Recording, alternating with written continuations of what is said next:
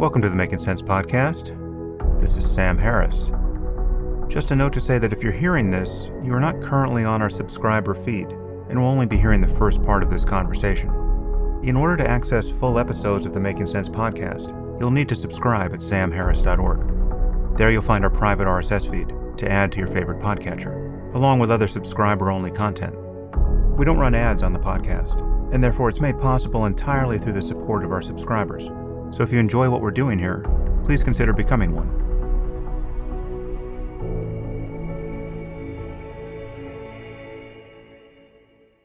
Today I'm speaking with Russ Roberts.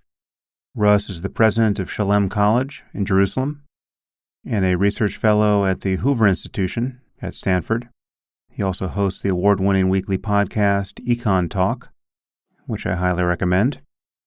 And he's the author of 5 books, including How Adam Smith Can Change Your Life, and most recently, Wild Problems, A Guide to the Decisions That Define Us. And that is the topic of today's conversation.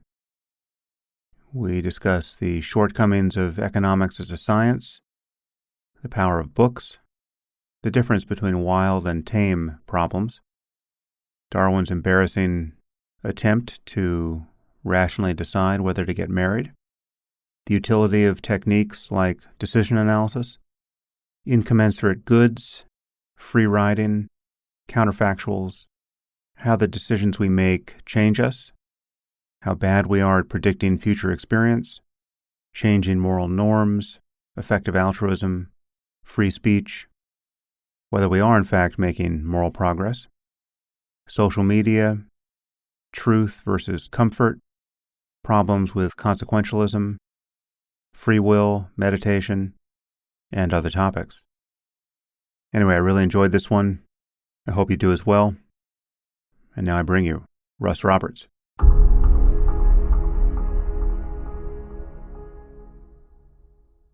I am here with Russ Roberts. Russ, thanks for joining me. Great to be with you. So I've been looking forward to this. You are a truly OG podcaster. You got into the game earlier than I did. You have a great podcast, EconTalk, and you have a wonderful new book, Wild Problems, A Guide to the Decisions That Define Us, which it was a great audiobook too. I think I consumed it all as audio on a few long walks, and it's especially good for that. It's really, you were great company for those hours. So thank you for what you're doing, and perhaps you can summarize your intellectual and academic background that you're bringing to those projects. Oh, well, thanks for the kind words about the podcast and the book. I should warn my podcast listeners that the audiobook is not read by me.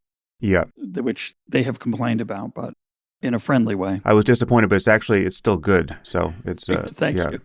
I'm glad to hear it. My journey is a little bit off the beaten track, but I think the more you talk to people, the more you find out that there is no beaten track. But I started off as an academic economist, trained at the University of Chicago, taught at Rochester, Stanford, UCLA, Washington University in St. Louis, and George Mason, worked for a number of think tanks, including the Hoover Institution that I'm still affiliated with. But somewhere in there, I got interested in communicating economics to a general audience. So I wrote a few novels that teach economics. I wrote a couple of rap videos, started a podcast, wrote an animated poem. And strangely enough, about a year and a half ago, I got asked to be the president of a college in Jerusalem, Shalem College, Israel's only liberal arts college with a core curriculum in philosophy, history, great books, great texts, and decided to move to Israel and be the president of a college. So it's an unusual journey. I used to be really interested in economics. I'm still a little interested in it, but part of the reason I'm the president of this college is I got a lot more interested in philosophy, the life well lived, and education more generally, which is a quite a hard thing to do well, it turns out. Yeah. So did you have a deep connection to Israel already? Had you spent a lot of time there, or was this truly a blind adventure? Well, I'm Jewish. I've been to Israel, I don't know, before I moved here, probably a dozen times, maybe more. I've always loved visiting. Never planned to live here. It was not a life. For some Jews, it's a dream to move to Israel and become a citizen. It was not our plan, but we jumped anyway when this opportunity came along to be president of Shalem College. Did you have any Hebrew at that point? A little bit, Katsat. Now I have a little bit more. My wife is semi-fluent in a conversational way. I'm embarrassing, but trying to get better every day. Nice. My college, all of our courses, almost everyone's taught in Hebrew. So that's, even though I'd like to sit in on, say, the Plato and Aristotle class or Homer or Shakespeare, I wouldn't get that much out of them, unfortunately. Maybe next year. We'll see. Right. So before we jump into the book, which raises a lot of topics that are kind of core to my interest, you just said a few things about your perhaps waning interest in economics and the difficulty of charting a path through education that retrospectively makes a ton of sense. Perhaps you can give me some of your thoughts on the limits of economics as a discipline. I think many of us who are lay consumers of its products tend to marvel at how unlike a science it often seems to be.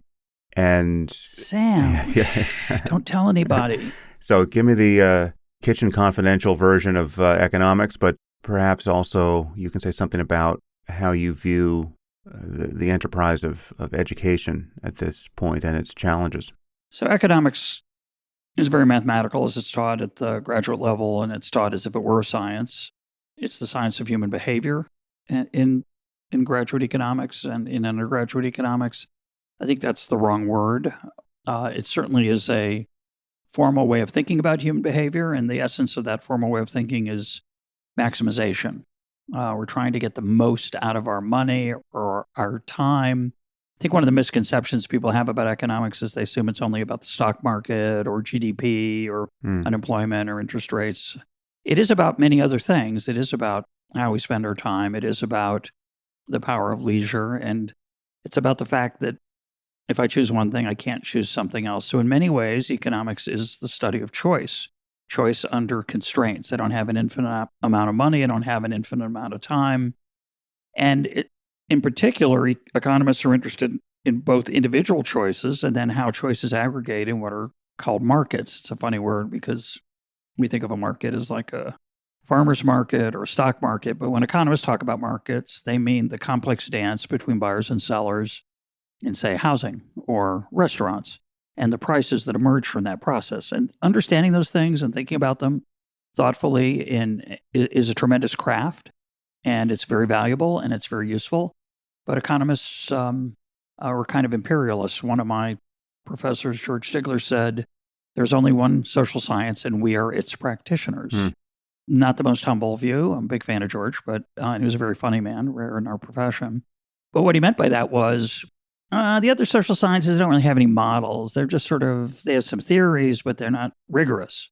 Whereas economists, they can predict, they can do sociology, they can do anthropology, they can do psychology. And I was trained that way, and it's a powerful toolkit for thinking about human behavior, but it has shortcomings. There are many things it's not very good at looking at. And as I've gotten older, I've started to think that those things that it's not very good at looking at are the things that most of us care the most about. Our sense of belonging, the tribes we're in, the kin folk we have, the sense of dignity that we crave, the feeling that we matter, that we're important, that people pay attention to us. These are the things that, with respect, these are the things that we care about. These are the things that bring deep satisfaction, not just happiness or fun or pleasure. When an economist talks about pleasure, they mean everything. They mean the ice cream cone. They mean a good job, well done. They mean a great vacation. Problem is that calculus of adding up pleasures and taking away pains, which is a fundamental utilitarian calculus, I think has limitations when applied to the things I was talking about earlier: family, love, belonging, transcendence, the things that we care about deeply. I don't think the tools of maximization fit very well in there. I think we need other tools, other ways of thinking about it. So as I got older, I got less interested in I got less interested in what economists' tools tell us and more interested in the parts of the world and our lives that economics has less to say about. I discovered Adam Smith's other book, The Theory of Moral Sentiments, which is a book about ethical behavior, the life well lived, why we do decent things to one another rather than merely be selfish and grasping. He says in there that the pursuit of money and wealth is a fool's game and will tarnish your soul. So those kinds of more philosophical thoughts became more interesting to me.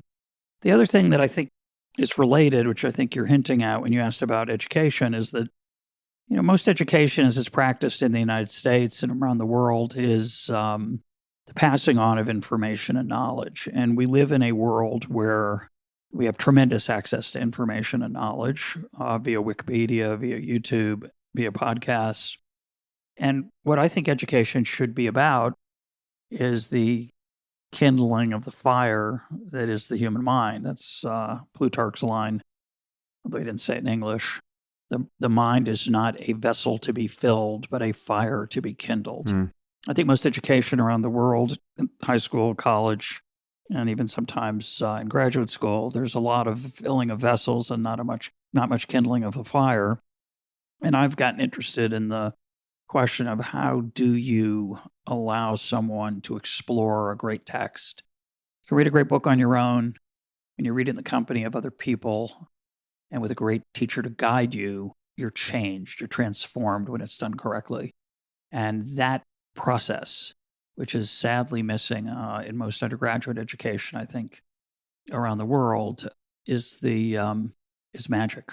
And when you've experienced it, most of us never did as an undergraduate, but when you do experience it, it's not just sharing ideas with other people, it's sharing ideas in a thoughtful way under the guidance of another great mind, the teacher. And that gives you superpowers of how to read, how to think, how to talk with other people respectfully. I think it's the essence of what I think of as real education. It's what we try to do here at Shalem College. We don't always succeed, but that's the gold standard. Yeah, and I often think about reading a great book as a conversation, even though it is in one direction. If you, as you point out, if you're having a larger conversation with a great teacher and your own colleagues about the book, it definitely enriches the experience. But yeah, that's the wonderful thing about books. I mean, we have, some very smart and in many cases wise person's side of a conversation that they have taken, in many cases, years to prepare. So we're getting the best of their thoughts and we're getting them across the centuries. It's really amazing. I mean, what an amazing technology a book is. How strange, though, that even though it's one-sided, when you read it 10 years later, the second time, they're saying something different. Yeah. A really great book is a conversation in that sense. And Agnes Callard, the philosopher, said to me when I had her on EconTalk, she said, great teaching is teaching you how to talk to dead people. And that's the magic of a book. It's extraordinary. And there are a lot of really talented dead people we're talking to. Yeah. Okay, so let's talk about your book. Again, the title is Wild Problems. And you distinguish wild problems from tame ones. Maybe that's a good place to start. What are wild problems and what are tame ones? Tame ones are ones that we can find solutions to using data, an algorithm, evidence. What movie do I want to watch Saturday night? You get a pretty good idea of what might be interesting to me from recommendations that I would get online. If I want to get from Boston to Chicago and beat traffic as much as possible, Waze or Google Maps will help me get there. I want to get to the moon. It's a tame problem. It's not an easy problem, but we know how to do it. It's a certain set of steps. There's a recipe. And certain problems in life, recipes are the way to go. An algorithm is the way to go. And we're spoiled. We have lots of those techniques for many of the challenges we face in life. We have websites to give us recommendations. We have the wisdom of crowds to help us with recommendations even more richly. And we'd like most of life to be that way. And most of life is, actually. It's a remarkable time to be alive with the tools that we have for those kind of problems. The problem is there's a handful of problems in our lives that aren't like that, where data and evidence are of very little value. And the standard decision-making tools, I argue, are not helpful. In fact, can mislead us. These are problems where We don't have a lot of data, either because things aren't measurable or the people who have access to the experience can't share it easily. It's hard to put those things into words. Or after I make a decision one way or the other, I'm going to be a different person. I'm going to be changed. And so it's even a question of whether rationality is well defined. So these kind of problems are whether to get married, who to marry, whether to have children, how many, where to live, what kind of career to pursue. Now, on some of these problems, you can get some information. You can get some information about the average salary in a field, for example. May or may not apply to you. You can certainly ask people if they're happy, if they're married, or happy if they have children. But I think those are very thin, unbelievably thin and sterile ways of thinking about these kind of choices. And as I suggested in the subtitle, these are the decisions that define us. They turn out to tell us both who we are and who we can be. And I think for many of these decisions, trying to make a cost-benefit analysis, which is the economist's central element of the Economics Toolkit, is, I think, the wrong way to go. The most important pieces of those cost-benefit analysis, are hard to measure, can't be entered thoughtfully, and we're often deceived by the ease with which we can quantify certain things, and that often pushes us to ignore others. I make the analogy of the person coming home from the party, can't find their keys, they've lost them, someone comes to help out. Finally, the person helping says, are you sure this is where you lost them? No, I don't think it is, but this is where the light's best. And, I think it's under the street light. Yeah. And I think a lot of times we're seduced by where the light is best, and often the most interesting things are in the shadows, in the darkness. So part of my book is trying to help people live in the darkness. Well, I want to get into some of the core ethical and meta-ethical issues around how we conceive of what is good, and the questions about measurement and aggregating utility. I know you have concerns about the limits of utilitarianism or consequentialism, as I usually refer to it. And, I share some of those, or at least I acknowledge the veracity of some of those concerns, but I think there might be some daylight between us philosophically there. And all of this has implications for other things you and I have both talked about in other contexts, like effective altruism, which is in vogue at the moment. But before we get down to something like bedrock, let's stay at a level above that and just kind of around the pragmatics of just how people make decisions, how they can make decisions, what is worth thinking about, and how, as you point out, so much of our recipes for a good life don't really prove that useful when you're trying to weigh up the pros and cons of a major decision that defines us. And as an example, in your book, you spend a lot of time looking at Darwin's certainly comical, but in the end, somewhat silly checklist for deciding the pros and cons of marriage. Perhaps you can describe what Darwin was up to there, and we can use that as a jumping off point. Sure. So Darwin was 29 years old. He'd taken his trip on the Beagle, and he was thinking about settling down. So he wasn't sure it was a good idea. And being a rational person, he made a list of the pros and cons of marriage. It's a really embarrassing list. For starters, at one point he says a wife would be better than a dog anyway to come home to. A very low bar. This is one can be thankful he wasn't test piloting this on Twitter, because he'd be done. We would not have had the origin of species. Exactly, he'd be done. It's a low bar even in the 19th century. But it's so that part, there's a little bit of it's embarrassing. When you look over the list, and it's a little bit disorganized, I reorganized it a bit in the book. When you look at it, the negatives of marriage are both more numerous and more serious. The positives are things like someone to come home to, maybe companionship. The negatives are things like stuck with their relatives, socializing with them, the expenses of childbearing and child rearing, the tragedies of losing children to illness, won't have time to do your science, won't make an impact on the world. It seems like a no-brainer. When you look at the list, if someone brought this list to you and said, what do you think? You'd say, well, obvious choice, don't get married. You risk not becoming one of the greatest scientists of all time. in return for what he calls female chit-chat. Another less than honorable summary. So despite that, he then scribbles we have his journal, so we have this in his own hand. At the end, he writes this stream of consciousness narrative about how horrible it would be to be returning it alone to his dingy apartment at night. And all of his rational pro-con list falls apart. He just finally says, I'm going to marry, marry, marry, exclamation point after each one, QED. Quod demonstratum, that was to be proved. It's over. It's like a math proof. Got to get married. And there's a puzzle there. Why would the decision that he clearly favors in the sober light of day, which is to not marry because it's going to be likely not worth it to him. And by the way, Kafka makes the same list. And he overwhelmingly decides it's also similar. It looks horrible. And so he doesn't get married. But Darwin does. And I think it's about 6 months later, he marries his cousin, which is amusing because it means that the relatives he was worried about were his own relatives. So anyway, why? What was he thinking? The standard answer would be, well, he just made an emotional decision. He went with his gut. I don't think that's what's going on.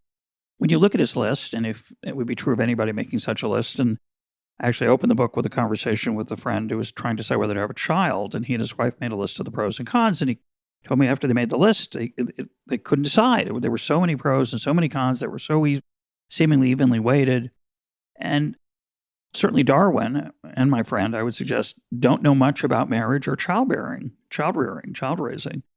Certainly in the case of marriage, there's nothing in Darwin's list about love, sharing a journey through life together, the ups and downs of that emotional experience.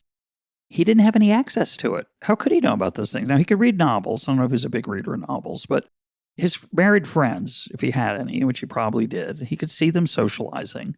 But most people who are married can't explain the specialness of staying with somebody for decades. They can't explain, and by the way, it's not all rosy, of course. Certainly you can't appreciate the upside, but there's also sometimes a very bad downside.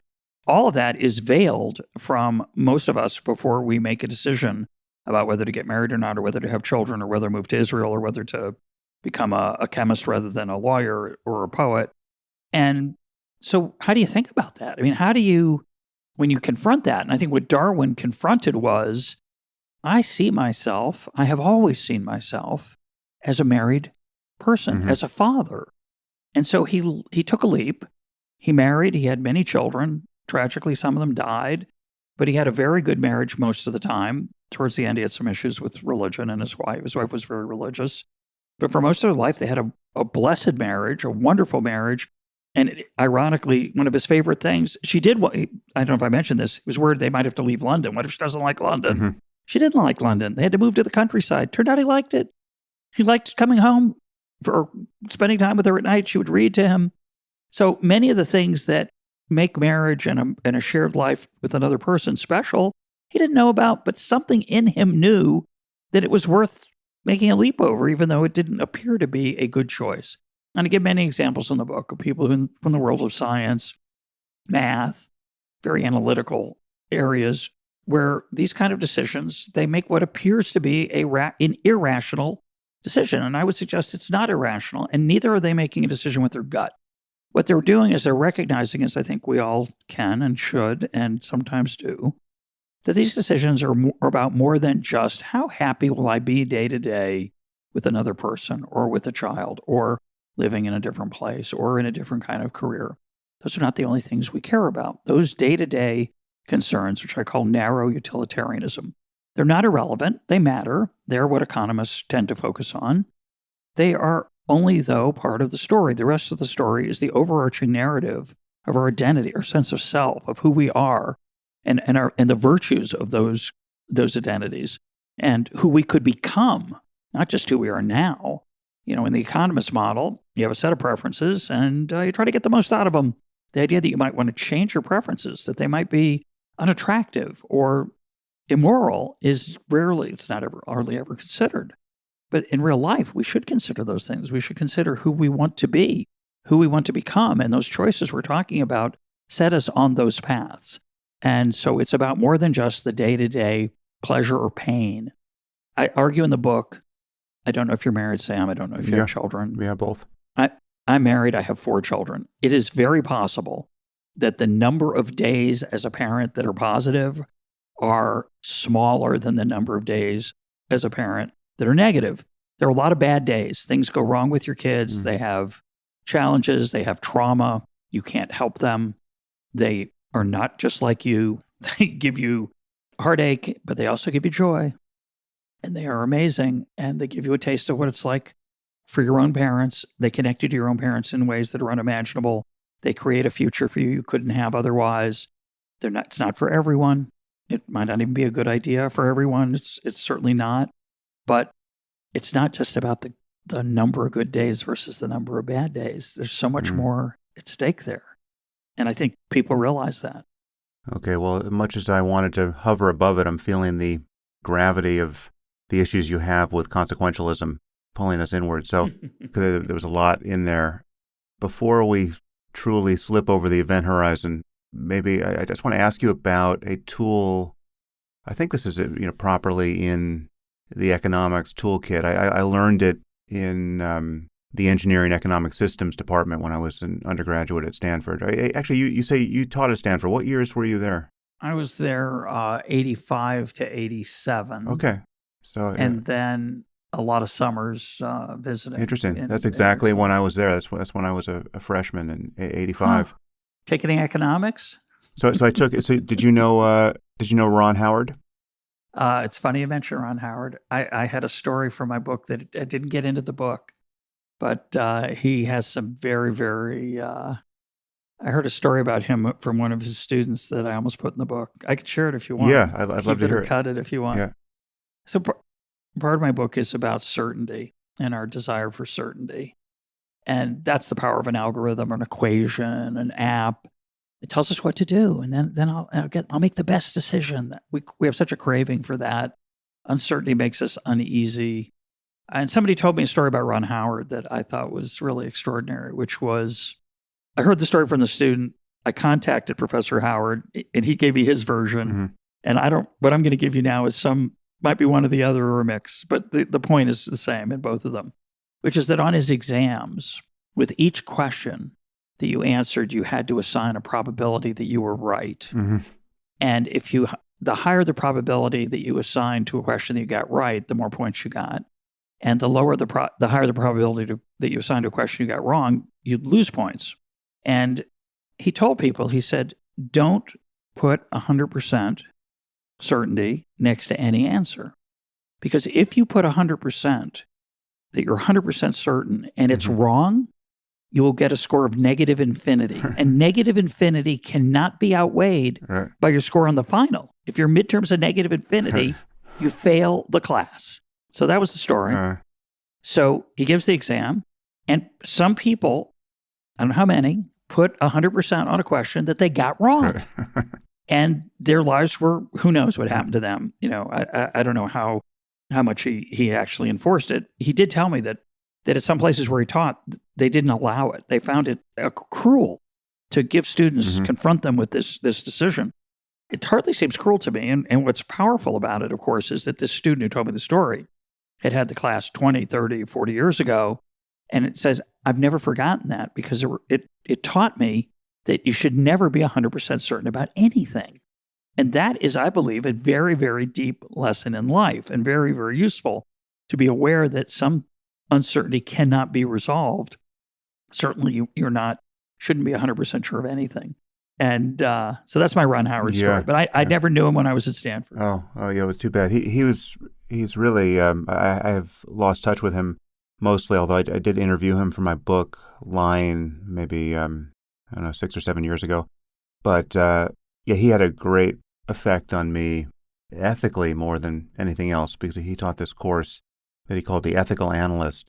I think it was a graduate seminar, but it was just an investigation, just a conversation among 10 or 12 of us for a quarter about whether or not it's ever ethical to lie, right? And you very quickly push past the Anne Frank scenario, and then you're talking about white lies really for the rest of the course. And it really seemed virtually everyone else in that class came out of the black box of that course, it really changed with respect to the ethics of lying. And I wrote a short book titled Lying that was really my version of what I learned when I was 18 in that class.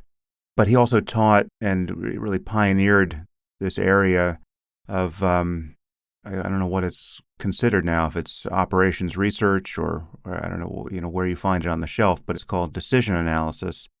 And it's a technique of integrating all the information one has about a decision and all of one's probabilistic intuitions in a systematic way so that you can make what purports to be a more rational decision than just doing what Darwin did with the pros over here and the cons over there, and you sort of stare at your piece of parchment, in his case, for a while, and then you throw up your hands and you make a gut decision integrating everything you've been ruminating over.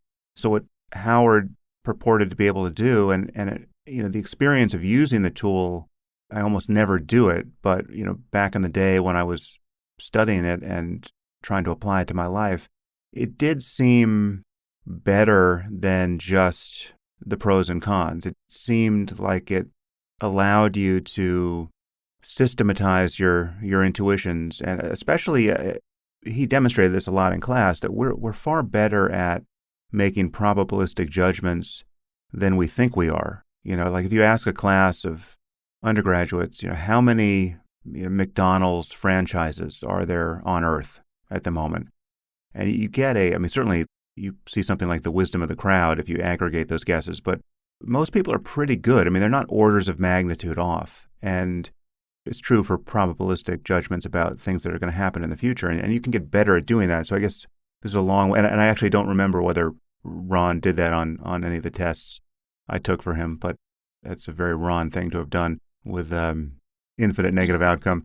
But it was an experience of feeling like we could, in some perfect world, get better at aggregating our complete state of information. And thinking about this from the other side, as a counterpoint to what you just suggested, what else do we have to go on but the totality of information we have and think we have about what's likely to happen on the basis of taking one path or another? And couldn't we, at the end of the day, also build into our forward-looking model of what's likely to happen the probability that we'll be changed by the decision itself? And this is a topic I want to explore with you. That just, as you point out, certain decisions change us. So what's so silly about Darwin's list is that he's so completely blind to this prospect and really this certainty that, once you're married, things are going to seem different. You're not able in this list to value things the way you will value them once you have this wife you love, right? And so, anyway, I gave you a lot there, but what do you think about decision analysis or some other as yet uninvented tool for leveraging our rationality more than we do at present? I think about emails I get, ads that pop up on my web pages about try this is the path to being more productive, this is the path to being more fit, the 7-minute workout. You ever click on the 7-minute workout, Sam? Yeah. You ever look at I've seen that was popularized by the New York Times. Yeah, I tried it for a while. Separated my shoulder doing one of the dips on my piano bench. It was a mistake. But the bigger mistake was thinking, wouldn't it be awesome if there were a 7-minute workout and I wouldn't have to really work? And studies show that the 7 minutes are enough, I'm sure, somewhere. There might even be peer reviewed. There's data and evidence that shows that it's true. I think, so there's a lot of things to say to what you said. I'm not sure I remember everything I want to comment on, but I'd start with the fact that our brains don't always process things so well. And we often look for the easy way out or the thing that we already have decided, but we tell ourselves a story, the narrative fallacy, and we will find data to convince us that we made the right decision. And we'll ignore the data that's on the other side. And I think being aware that's very powerful. Having said that, use data when you can. I'm not anti-data. I'm not anti-pro-con list. It's a good idea. It's just that the point of Darwin's story is that if you are not careful, you will leave out some of the most important things. If you have a really good decision-making process and you remember those things and you seek counsel, which is always a good idea, ask a friend who you trust and who can be honest with you to help you think about what should be thought about. That's very powerful. It's not unimportant. And then perhaps to even think about how you ought to weigh the different things. But I think the other part that I comment on is that the idea that I can imagine what my life will be like in the future as a married person or as a parent or as a resident of a different place or in a different kind of career, that's an illusion. That's not like, well, I'll do the best I can. No, it's an illusion. You can't get very good at it. And here's the other hard point. The things that will come to mind are often the things that are more tangible, and the intangible things are going to be hard to remember. That's one good reason why you should seek counsel. Certainly a good friend can help you think of those intangible things. But at the root of part of the critique that I'm trying to make in the book, which has a critique of economics under the surface, is pointing out that many pleasures are not commensurate. And to think that I can tot them up, I can just pile them up and then subtract away the pains, ignores the fact that there are certain issues where that's not the right calculus. This really rears its head in ethical decisions or in decisions of commitment, right? How should I treat my spouse? How should I treat my wife when I'm thinking about my obligations? Should I think, well, what can I get away with to be as happy as possible? It's tempting, right? And it's a natural impulse. We're hardwired, very much hardwired to look for ways to take advantage of our spouses, our friends, to do what helps us and not have to make sacrifices, to free ride on their efforts. And what works in the other direction? Well, loyalty, love, commitment, honor, ethics, religion. There's a bunch of things. But for many of us, those things are weak. And so would you argue that, the best marriage for you, not for the two of you, but for you, is to see how much you can get away with in terms of the daily responsibilities of carpooling and dishes and cooking and cleaning and filling out the taxes. And, maybe your wife won't notice. I mean, we all understand that's despicable. It's not an honorable path, but there's nothing attractive about it. And we'd argue that that's wrong. It's just wrong.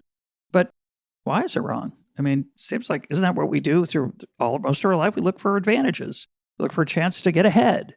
We look for what makes me as happy as possible. But we also understand that sometimes that's just wrong and we shouldn't do those things. But they're hard to do. So should you do a cost-benefit analysis and then, on your deathbed realize you've been a horrible person, even though you're really happy? Right? I think that's horrifying. I think most of us recoil at the thought of that. So I think the standard decision-making analysis, if you're not careful, leaves out ethical considerations, shared experiences that are often complicated. It leaves out the incommensurability of certain pleasures over others. You can't just add them up. And for me, part of my goal in this book is to help people recognize there's no right decision. There's no best decision. I think this is really hard for people when it comes to marriage. Who to marry, not whether to marry, but who to marry. I want to find the best possible spouse, like a car. I want to find the car that's best for me.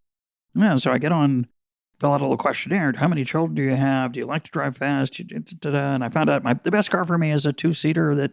That's not what a spouse is. It's a different kind of decision. For figuring out which car is going to give you the most pleasure, sure. If it doesn't have a back seat, you understand what you're giving up. If it's a minivan, you understand what you're giving up. But when it's a spouse, a particular person, a woman of that one, what are you giving up? Well, you could find a nicer one. You could find a smarter one. You could find a prettier one. You could find a more exciting one. You name it. So is it always a mistake? How should you think about that? It's not easy to think about what the rational decision is to make in that context. So I'm not saying, then flip a coin or do whatever you do. Just choose randomly, close your eyes. But don't fool yourself into thinking that you're going to make a rational decision in these kind of areas like you do with what kind of car to buy. Well, maybe this is a good place to invoke Herb Simon's concept of satisficing, because that gets at what we do instead of arriving at some pinnacle of rationality. If you'd like to continue listening to this conversation, you'll need to subscribe at samharris.org. Once you do, you'll get access to all full-length episodes of the Making Sense podcast, along with other subscriber-only content, including bonus episodes, and AMAs, and the conversations I've been having on the Waking Up app. The Making Sense podcast is ad-free and relies entirely on listener support, and you can subscribe now at samharris.org.